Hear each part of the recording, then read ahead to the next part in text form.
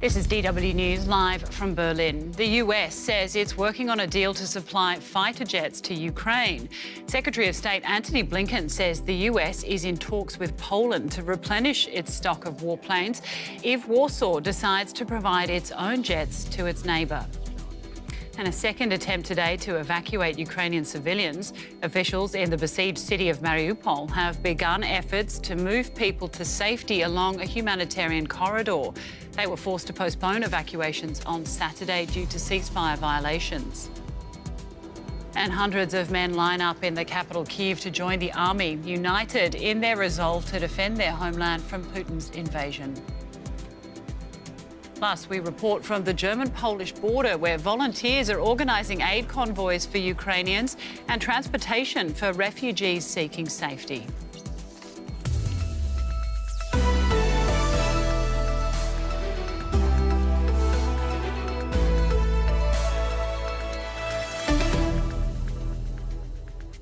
I'm Rebecca Ritters. Welcome to the programme. Those stories in just a moment. But first, let's cross over to DW reporter Matthew Moore, who's at a pro-Ukrainian demonstration taking place in Berlin right now. Matthew, good to see you. Tell us what's going on where you are. Hi, Rebecca. Yeah, just behind me, you might be able to hear there's speakers on the stage behind me. I'm in Bebelpl in the centre of Berlin, which is a historically symbolic place, not least because of the history of the city, but because this is where in 1930s the Nazis were burning books, and today it's where cultural figures from Berlin are meeting and gathering to hold 3 hours of talks and music to show support for the people in Ukraine. And actually the banner that they're meeting under is for our freedom and for their freedom. And I think there is a sense here that this war has really shaken people here in Berlin and in Germany and the world. And the organisers say that it's this historical, linguistic and cultural, that Ukraine is actually historically, linguistically and culturally a kind of Europe in miniature. And so today there's going to be a range of speakers from Ai Weiwei, the Chinese artist, to East German resistance singer-songwriter Wolf Biermann, to Belarusian oral historian Svetlana Alexievich, and Peruvian Nobel Prize winner Mario Vargas Llosa. So that's the plan today, and there's, as you can probably see behind me, there are people gathering with flags, signs, and so on. So a very symbolic statement, Matthew. We can see, obviously, people behind you, a few people, but how many people are organisers expecting today? We know that there was up to 500,000 at that protest, a similar protest there last weekend. Yeah, there's been, like, for the last week, there's been thousands, hundreds of thousands of people here in Germany and across Europe and the world who've been out on the streets showing support. Organisers today aren't in a position really to say how many they're expecting, but I would certainly think that there'll be a strong turnout just because of how this war in Ukraine, Russia's invasion of Ukraine, has really shaken people here. And I just spoke to one woman, a Ukrainian woman whose family are in the outskirts of Kiev. And she got teary talking to me, and she said it was she felt bad being here. She said that she feels crazy being here because she feels bad for the people back home. And every day, she says, she wakes up, she gets a text message from her friends to say that they're alive, and she broke down when I was talking to her. And she says, though, being here and the people turning up and on the streets is really important. She says it's such a great sense of strength for Ukraine, and when she speaks to people back home in Ukraine, that it gives them hope, and that it means something, that the world is watching and that the world cares. Yeah, really, truly confronting situation for people even outside the country. Now, you've been obviously speaking to the people as they're gathering there, Matthew. Do you get a sense that people support the way that Germany is handling their involvement, their support for Ukraine?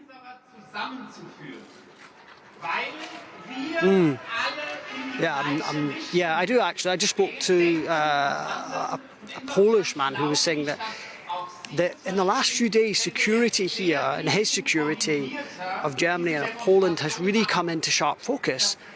And the feeling is that, Europe has been for too long maybe a bit asleep at the wheel. And he said that watching the Russian audacity, as he described it, was a tough pill to swallow. And I think that that there is all sorts of a real sea change in public opinion, Rebecca, as to what Germany should do and what Europe should do to kind of to strengthen security in the face of the war in Ukraine at the moment.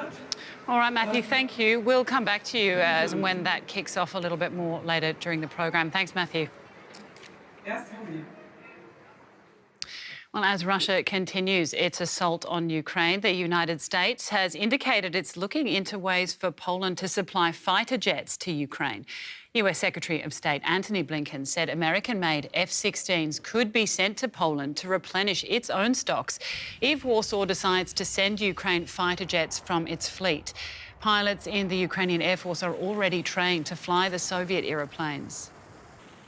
Blinken made the comments on a trip to Ukraine's neighbour, Moldova. We are we're looking actively now at the question of airplanes that Poland may provide to Ukraine, and looking at how we might be able to backfill should Poland decide to produce those supply those planes. DW's Matthias Böllinger is in Kiev for us.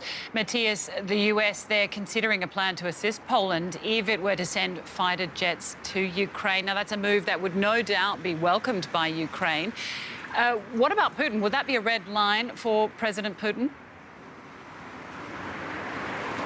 Well, Putin's red lines is something that maybe people have talked about a little bit too much. Putin has already said that Ukraine defending itself against the Russian invasion is a red line for him, and he's named quite a few others. Of course, the NATO needs to weigh in the risk of an escalation, of a big escalation. But these planes have already been promised to Ukraine. Several East European countries have already said that they would be ready to supply Ukraine with old Soviet airplanes similar in design to those that Ukrainian pilots already know. So I don't think that this crosses the direct engagement of NATO military into this conflict, and the rest is of course up to Putin, what he defines as his red lines. We've heard several of them in the past few years. We need to look into his head to understand what he really means. Would this be the biggest show of military support by the West so far? I think delivering javelins has so far been quite, and other anti-tank and anti-airplane missiles has already been quite a display of military support. Of course, planes are what are needed now because from the Ukrainian perspective, the biggest danger now are not the troops fighting on the ground, but the air, but everything that's in the air. Of course, Russia has a lot more airplanes than Ukraine. Ukraine has a pretty small air force, so I think it would be quite a significant sign. And Ukraine has demanded many times that the NATO would install a no-fly zone, effectively meaning that NATO would engage in the skies over Ukraine. That's what NATO has refused. This could be a way out of that without engaging NATO troops in this war, which is something, as I've said, that NATO is really trying to avoid. Right. Matthias, turning to the humanitarian effort now, and of course today the humanitarian ceasefire to allow for evacuations. There have been reports that people are already starting to leave those areas. Is this ceasefire more likely to hold than the one that was planned for yesterday? Likeliness is something that's very hard to operate with now. We haven't heard that it has been broken yet. That's already a good sign. And we've also heard that it seems as if people have already been moved out of there. However, all this needs confirmation. It's so far only one side that has said that, the separatist side, and it needs confirmation by the Ukrainian authorities. The fact that we haven't heard that the ceasefire has collapsed yet is a sign of hope. Now, you're in Kyiv. What's the situation there and around the capital today? As you can see around me, there are very few people on the streets. Of course, many have left. We've seen in the past few days all these pictures of cars, of traffic jams out of the city.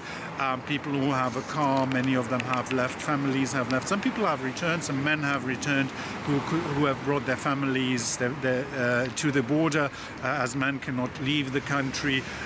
But overall, it's likely that there are much fewer people in the city at the present time than usually, and also people are not really trying to be outside a lot. Supermarkets are open, water and electricity are there, so the situation is okay in a humanitarian way, and we don't see this kind of crisis yet, but it's tense and the troops are quite close to the capital in the northern suburbs. Fighting has been going on there for days, people hiding in shelters, not being able to leave. Today we had news that some people who tried to leave this area had been shot at. So tense but calm here in Kiev. All right, Matthias, thank you. DW's Matthias Bullinger in Kiev. British military intelligence sources say Russian forces are now deliberately targeting areas populated by civilians, a response to the Ukrainian resistance, which is slowing Russia's advance. In spite of these increasingly brutal tactics, volunteers, including many from outside Ukraine, are signing up to join Ukraine's army. And men between the ages of 18 and 60 have to stay in the country, so they're available for conscription. These men are determined to fight for their country, even in the face of Russian firepower and without support from NATO. Here in Kyiv, they're waiting to sign up for the Ukrainian armed forces, resolved to do their part for the war effort. It's my duty. I want to be useful. I want to help. I want to protect. I want to fight back. I want my family to return to Ukraine as soon as possible, and I will do my best. Other volunteers are stocking up for the battle ahead and optimistic about victory. We know why we defend our country, and our guys that are actually standing there and fighting Russian military forces, they know what they are doing. Those guys, they don't. We know what we are doing, and that's why we will win. It's that determination that's helped inspire volunteers from much further afield to join the fight. Ukrainian military, Zelensky, everything's been inspiring. Even like the countries surrounding, everybody's just like, it's like galvanised everybody. I've got no illusions, I've got no romantic ideas of war or like I'm going to be some hero or make a difference or any of this, but it's what I do. I mean, you could die here. Yeah, that's a possibility. Get wounded, which would be worse. With heavy fighting already reaching the city of Irpin, just outside Kyiv, it looks likely the volunteers' bravery will soon be put to the test. Let's take a look at some other developments in the conflict. Several Western media organisations say they're suspending reporting in Russia, with many journalists leaving the country. The decision comes after the Kremlin passed legislation cracking down on independent reporting. Under the new law, journalists can face up to 15 years in prison for describing Putin's attack on Ukraine as an invasion or war. Credit card giants MasterCard and Visa say they're suspending operations in Russia, dealing the latest blow to the increasingly isolated country's embattled financial system. The move follows crushing economic sanctions imposed by the West in response to the invasion. Russia's largest airline, state-owned Aeroflot, says it will halt all international